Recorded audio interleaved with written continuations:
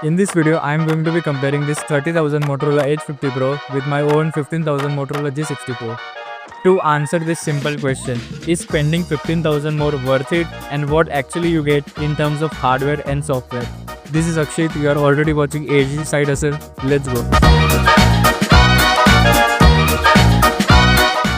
So let's start with the physical differentiation and mentioning the elephant in the room first, the cameras. So on paper, both the phones have same 50 megapixel sensor. Now both the phones can do 1080p 30 fps and 1080p 60 fps. But this can also do 4K 30 fps and 1080p 120 fps.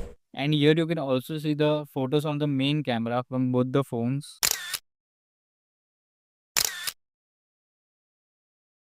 So my final verdict about the main lens is, now the difference is not much noticeable, but I'll say the colors and HDR is better here. Now ultra wide is where the difference becomes huge.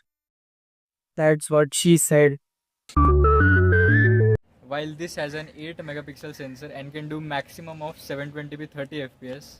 Now this has an 13 megapixel sensor and it can do 4K 30 fps, which is actually 8 times the resolution. No cap. And following the format, here are the photos from the ultra wide lens. Now if you nitpick enough, you can see some differences, but that really boils down to how much you know your camera. So my verdict is, drum rolls please.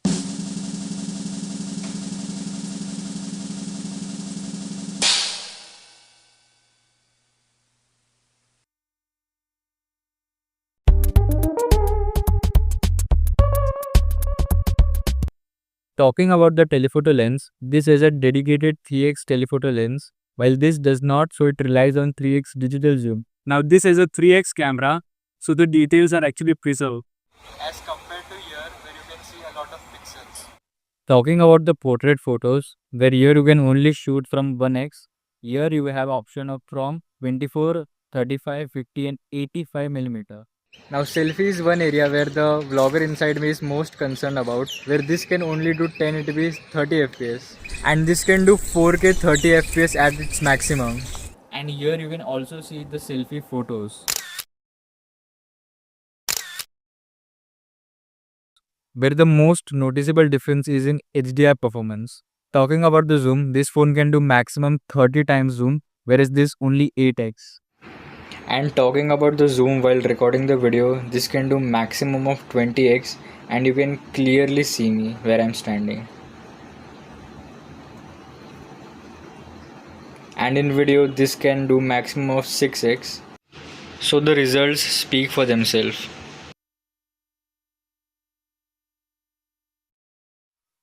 And remember that 1080p 120 fps, this helps in slow motion videos. Well, if you are okay with a bit inferior video like 720p, you can go 240 fps, aka nuts.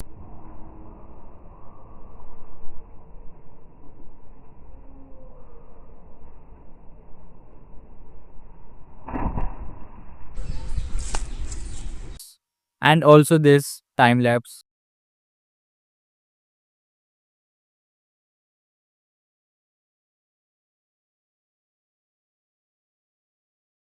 Next, I'm talking about performance. So I'm not mentioning gaming because Motorola doesn't appeal to gamers. This is MediaTek Dimensity 1725 and this is Snapdragon 7 Gen Z. Now processor is not just used for gaming, rather everything. This leads to improvement of camera like lens switching while recording. Next, talking about battery and charging, the only good thing that both the phones have similar is to get charger in the box. This has 6000 mAh of battery but only 33 watt of charging, whereas compared to this has 4500 mAh battery but 68 watt of charging. This means this phone charges in around 50 minutes and this in less than 30 minutes. On my small sample size of using both these phones, I can say this has a greater battery life just because it is based on 4 nanometer processor as compared to 6 nanometer. The smaller the chipset is, the higher it is at battery efficiency. And let's talk about the display. This is 1.5K resolution and this is Full HD resolution. This is 144 Hz, this is 120 Hz. This is Phantom validated, this is not. This is POLED, this is LCD. So in theory, this is superior and this is inferior. Bruh. The miscellaneous differences are this has a side mounted fingerprint sensor and this has an optical under display sensor. Now this has IP68 as compared to only IP54. That means you can submerge it underwater. And on connectivity and weight distribution wise, both the phones are similar. But the in-hand feel of this phone is actually greater than this phone because it has curved display and curved back. So it feels very good to hold in hand. And here is the difference between both of theirs cover.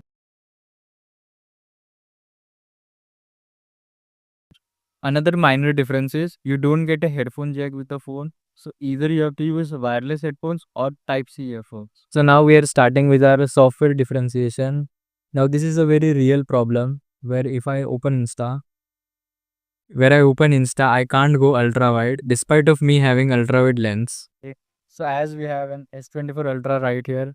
So as you can see, it has an ultra wide angle camera, and when we switch to Instagram, this also does ultra wide angle camera, and this is the normal camera. So this is done by software optimization and kernel level optimization. Kernel in simple words is जो hardware और software के बीच में तालमेल बिठा के रखे हैं. But with this cone, the problem gets solved. I can go ultra wide in the native camera app of Insta. Last but not least, in my opinion, the biggest difference between the software, Smart Connect. What you have to do is install the Smart Connect app and just pair your phone with it. So there are 9 features. You can stream any app of your choice, including the camera app. Second feature is mobile desktop and actually Windows Duo interface option. आ जाओ. Motorola no Windows interface. If Motorola and Windows had a baby. वाह.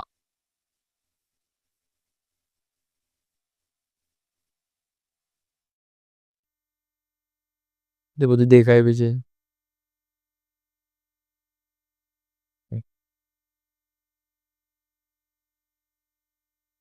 So there are a lot of features here as you can see.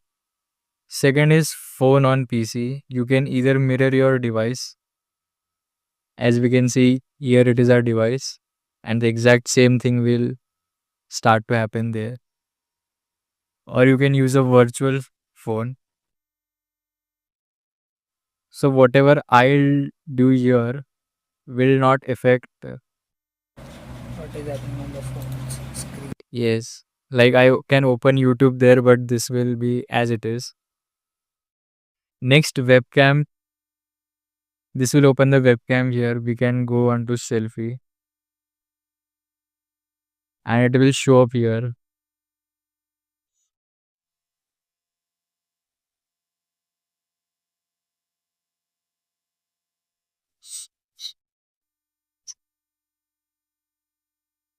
So as we can see, we are using the back camera and it is the real lens.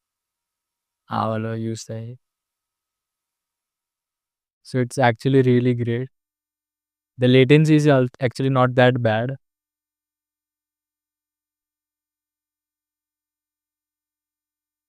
You can also share files really easily with this, and you can also use your phone's hotspot.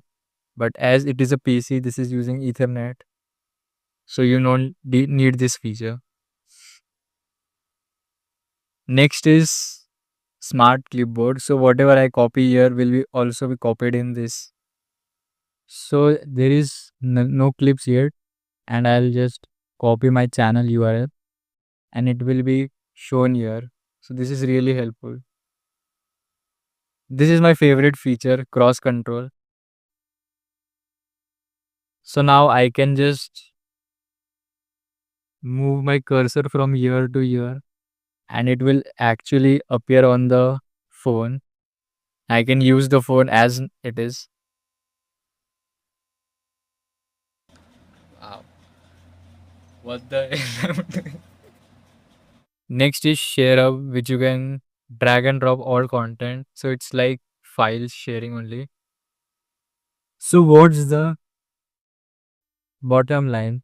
So basically, if you're spending 15,000 more, you actually do get value for money for that extra 15,000 that you spend. Let it be hardware or software.